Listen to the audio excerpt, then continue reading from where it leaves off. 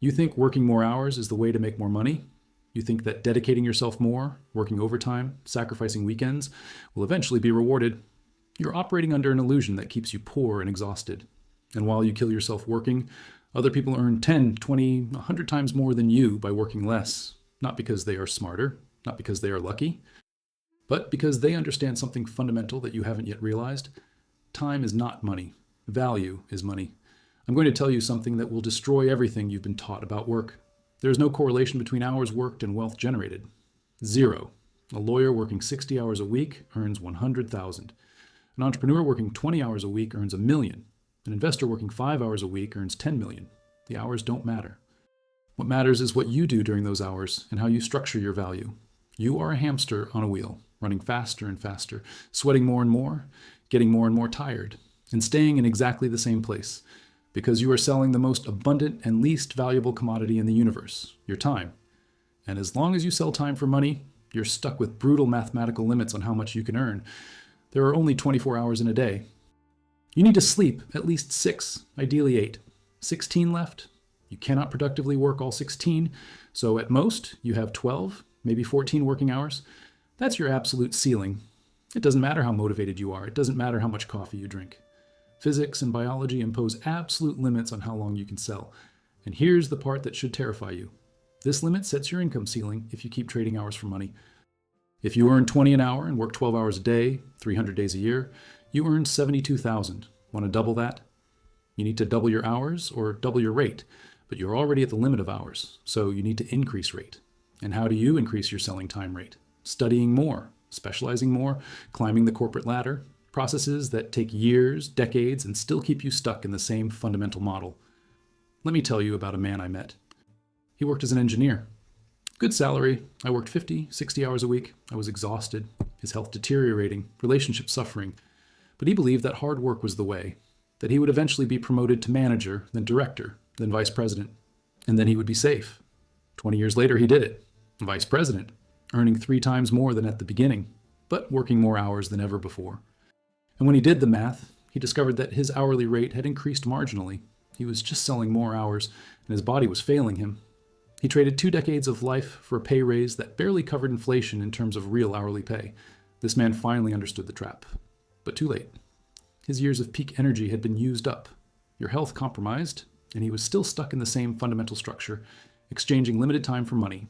You are doing the same thing. And every year that passes in this model is a year that you never get back.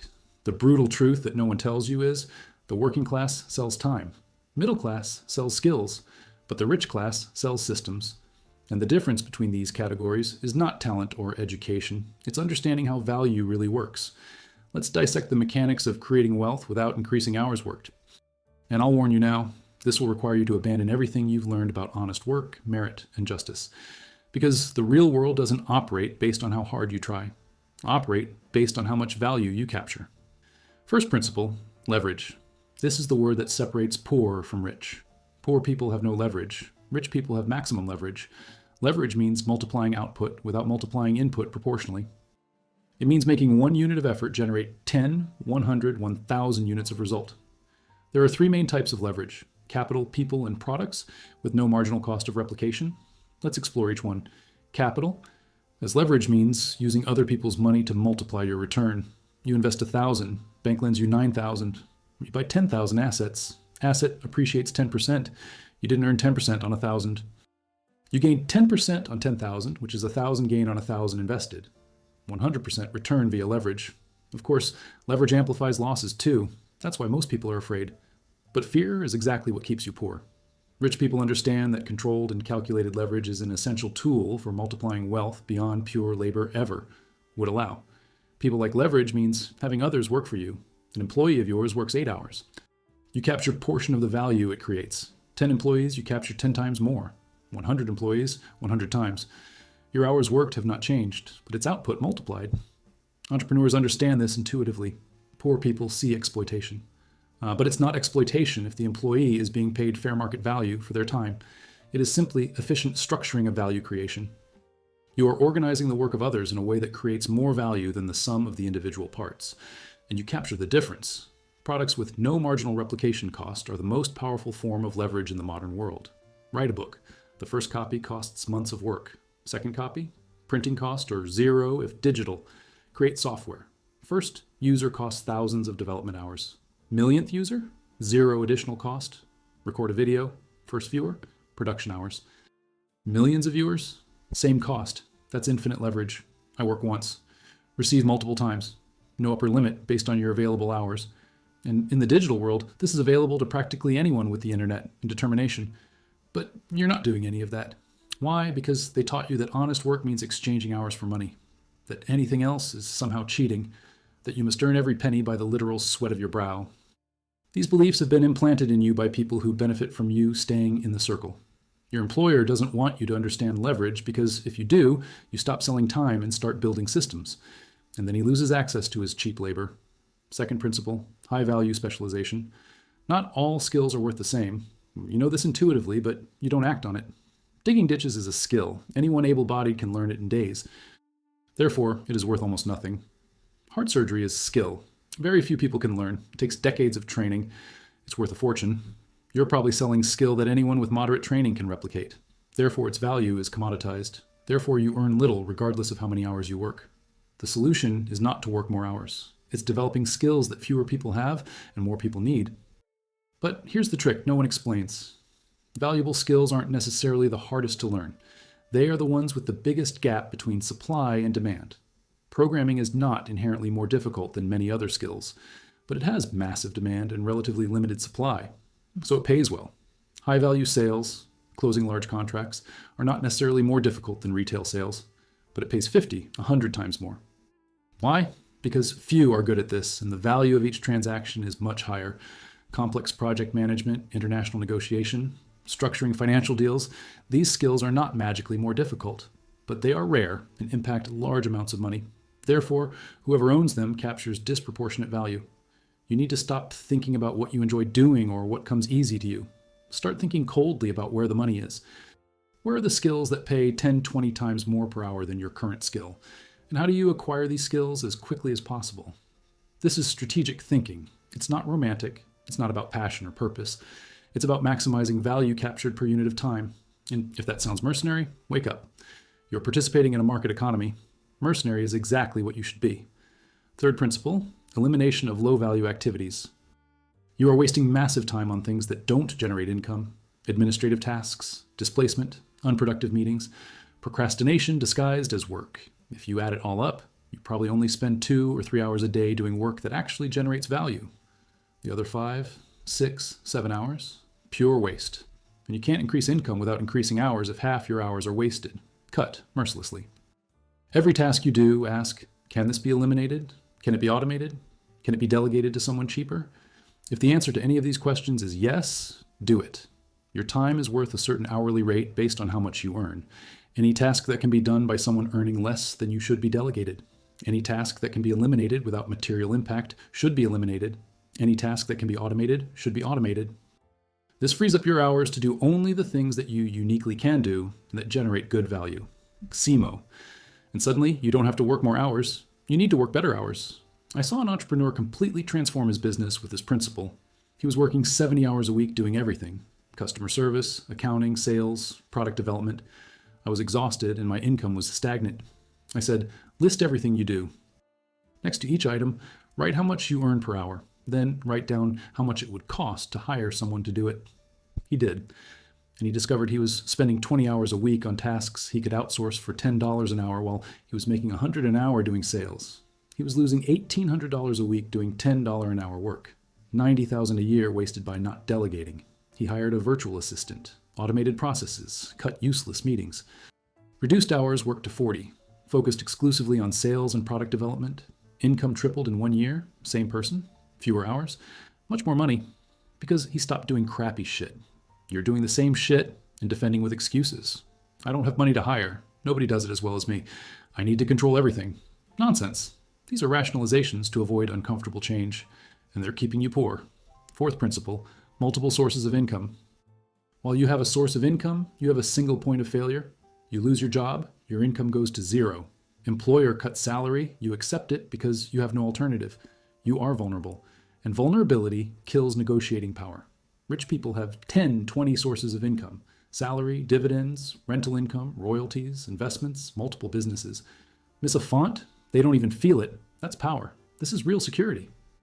And you can build this without working more hours. In fact, you should build this specifically so you don't work longer hours. Because some sources of income are active, they require your time. Others are passive, they work without you. Active income, salary, freelance work, consultancy. You work, you earn. Stop working, stop earning. Limited by your available hours. Passive income, investments, rent, royalties, businesses that work without you. Initial work to configure. Then it flows with minimal maintenance. The strategy is use active income to build assets that generate passive income. Every penny you don't need for survival should go towards building passive sources, and each additional passive source reduces your dependence on active income, until eventually passive income outweighs expenses. At that point, you are financially free. Work becomes optional, but you're spending it all, so never build passive sources. Then you remain a slave to active income. So you need to work until you die. And the irony is that you think you're living well because you can buy things. Meanwhile, he is selling his only life for depreciating objects. Fifth principle, increase price, not volume. Do you want to earn more? Two options. Sell more of the same thing or sell the same quantity for a higher price.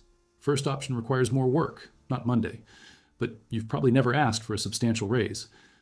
It has never significantly increased prices for its services. It never repositioned itself as premium rather than commodity. Why? Fear of losing customers, fear of appearing greedy, fear of rejection. This fear is costing us a fortune. Because here's the reality, you are undervalued. Everyone is undervalued who doesn't test limits regularly. If you're not getting rejected on price occasionally, your price is too low. Raise your prices by 20% tomorrow. Don't ask permission. Don't overjustify. It simply covers more. Are you going to lose some customers? Perhaps. But if you lose less than 20% of customers, you are earning more by working less. And the customers who stay are the best, those who value quality over price. I've seen consultants double their income overnight simply by doubling their hourly rate. Same customers, same job, just different price. What about the customers who complained and left? They were the worst customers anyway. Those who demanded too much, paid too little, caused headaches. Losing these customers was liberation, not loss. It created space for better customers who pay more and cause fewer problems. But you'll never know if you don't test. And fear of testing is literally costing you real money every day. Sixth principle, build assets, don't trade time. I already mentioned this, but it needs to be hammered home. Every minute you spend on work that doesn't build assets is a wasted minute. An asset is something that continues to generate value after you stop working on it. Write articles as a freelancer? Win once. Write articles for your blog that attract traffic? Win repeatedly mined via ads, affiliates, sales? Same job. One is single transaction, another is active. Do you do hourly consultancy? Earn while you work? Create an online course teaching the same content? Earn indefinitely from each sale? Same knowledge. One requires your presence, another is active. You need to shift mindset from transactions to assets. Every opportunity, ask, does this build assets or is it just time trading? If it's just an exchange of time, it needs to pay exceptionally well to justify it. Otherwise, focus on building assets. And here's the brutal math.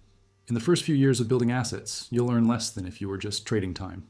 It will look like it's going backwards. Your friends will be earning more by working overtime.